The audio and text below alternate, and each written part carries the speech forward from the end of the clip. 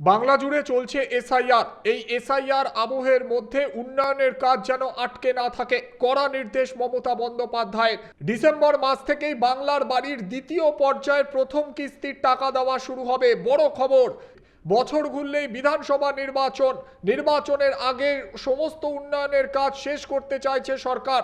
December মাস থেকেই বাংলার বাড়ির দ্বিতীয় পর্যায়ে প্রথম কিস্তির টাকা দেওয়া শুরু হবে বলে খবর। গ্রামীণ রাস্তার টাকা দেওয়ার অনুমোদনও ইতিমধ্যে দিয়েছে রাজ্য। আবাস যোজনার টাকা থেকে শুরু করে 100 দিনের কাজের টাকা সবকিছুই আটকে রেখেছে কেন্দ্রীয় সরকার, এমনটাই অভিযোগ মমতা বন্দ্যোপাধ্যায় সরকারের।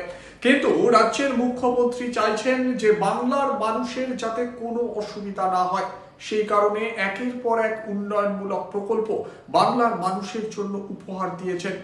কেন্দ্রীয় সরকার টাকা আটকে রেখেছে আবাসের, কিন্তু মমতা বন্দ্যোপাধ্যায় নিজের উদ্যোগে রাজ্য সরকারের তরফ থেকে চালু করেছে বাংলার বাড়ি প্রকল্প। আর এবার এই প্রকল্প নিয়ে বড় ঘোষণা, ডিসেম্বর মাসের শুরু থেকেই বাংলার বাড়ির দ্বিতীয় পর্যায়ে প্রথম কিস্তির টাকা দেওয়া শুরু হবে। বড় খবর, বছর ঘুরলেই বাংলায় বিধানসভা নির্বাচন, এই মুহূর্তে বাংলায় এসআইআর আবহ চলছে। রাজ্য সরকার চাইছে কোনোভাবে যাতে উন্নয়নের কাজ আটকে না থাকে। মমতা বন্দ্যোপাধ্যায়ের কড়া নির্দেশ, সাধারণ মানুষের যাতে কোনো অসুবিধা না হয়, সেই কারণে বাংলার বাড়ি প্রকল্প নিয়ে বড় সিদ্ধান্ত নিয়েছে নবান্ন। জানা যাচ্ছে ডিসেম্বর মাসের শুরু থেকেই বাংলার বাড়ির দ্বিতীয় পর্যায়ে প্রথম কিস্তির টাকা দেওয়া শুরু হবে। শুধু বাংলার বাড়ির ক্ষেত্রে নয়, পথশ্রীর ক্ষেত্রেও রাজ্যের বিভিন্ন জায়গায় পথ নির্মাণের জন্য টাকা বরাদ্দ করেছে নবান্ন। জেলা শাসকদের সঙ্গে একাধিক প্রকল্প নিয়ে আলোচনা হয়েছে।